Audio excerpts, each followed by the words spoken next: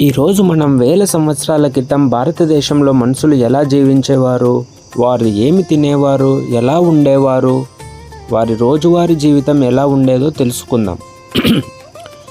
మొదట జీవన విధానం గురించి చెప్పాలంటే, ఆ కాలంలో పెద్ద పెద్ద నగరాలు, రోడ్లు, వాహనాలు ఉండేవి కాదు. ఎక్కువ మంది అడవులు, నదులు, కొండలకు దగ్గరగా నివసించేవారు. ప్రకృతే వారికి అన్నీ ఇచ్చేది. అందుకే ప్రకృతిని దేవుడిలా భావించి ఎంతో గౌరవించేవారు. ఇక తిండి విషయానికి వస్తే, మొదట్లో జంతువులను వేటాడి వాడి మాంసాన్ని తినేవారు. అలాగే అడవుల్లో దొరికే పండ్లు, దుంపలు, ఆకుకూరలు, తేనె వంటి వాటిని సేకరించి ఆహారంగా తీసుకునేవారు. తరువాత వ్యవసాయం గురించి తెలుసుకున్నాక బియ్యం, జొన్నలు, రాగులు, గోధుమలు, సజ్జలు వంటి పంటలను పండించడం ప్రారంభించారు. వారు తినే ఆహారంలో ఎక్కువగా సహజమైన పదార్థాలే ఉండేవి. అందుకే వారు శారీరకంగా చాలా దృఢంగా ఉండేవారని చరిత్రకారులు చెబుతున్నారు.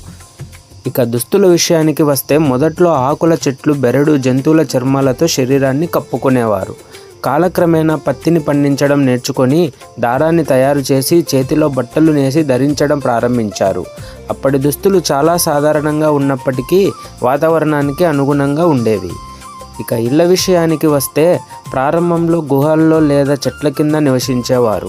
తర్వాత మట్టి, వెదురు, చెక్క, గడ్డి వంటి ప్రకృతిలో దొరికే వస్తువులతో చిన్న చిన్న ఇల్లు నిర్మించుకున్నారు. ఎక్కడ ఎండ, చలి, వాన నుంచి రక్షణ పొందేలా ఆ ఇళ్లను నిర్మించేవారు. క్రమంగా ఇలాంటి ఇళ్లలో గ్రామాలు ఏర్పడ్డాయి. ఇక వ్యవసాయానికి మరియు పశుపోషణ విషయానికి వస్తే, భూమిని దున్ని పంటలు పండించడానికి ఎద్దులను ఉపయోగించేవారు. ఆవులు, గేదెలు, మేకలు, గొర్రెలు పెంచి పాలు, పెరుగు, నెయ్యి వంటి ఆహార పదార్థాలు పొందేవారు. జంతువులు వారి జీవనంలో ఎంతో ముఖ్యమైన పాత్ర పోషించేవి. ఇక పనులు మరియు వృత్తుల విషయానికి వస్తే, అందరూ ఒకే పని చేసేవారు కాదు. కొందరు రైతులు, కొందరు కుండలు తయారు చేసే కుమ్మరులు, మరికొందరు ఇనుప పనిముట్లు తయారు చేసే కుమ్మరులు, చెక్కతో వస్తువులు తయారు చేసే వడ్రంగులు ఉండేవారు. ప్రతి ఒక్కరూ తమ పనిలో సమాజానికి ఉపయోగపడేవారు. ఇక చదువు విషయానికి వస్తే, పిల్లలు గురుకులాల్లో పెద్ద పెద్ద విద్య నేర్చుకునేవారు. అక్కడ చదువుతో పాటు క్రమశిక్షణ, నిజాయితీ, పెద్దలను గౌరవించడం, ప్రకృతిని ప్రేమించడం వంటి మంచి విలువలను కూడా నేర్పించేవారు.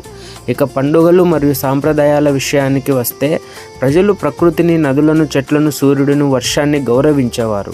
దేవుళ్లను పూజించేవారు. గ్రామ ప్రజలంతా కలిసి పండుగలు జరుపుకుంటూ ఆనందంగా జీవించేవారు. చివరిగా చెప్పాలంటే, అప్పటి జీవితంలో ఆధునిక సౌకర్యాలు లేకపోయినప్పటికీ ప్రకృతితో మమేకమై స్వచ్ఛమైన ఆహారం తింటూ ఒకరికొకరు సహాయం చేసుకుంటూ ప్రశాంతంగా జీవించేవారు. అందుకే మన పూర్వీకుల జీవన విధానం ఇప్పటికీ ప్రపంచానికి ఒక గొప్ప ఆదర్శంగా నిలుస్తోంది.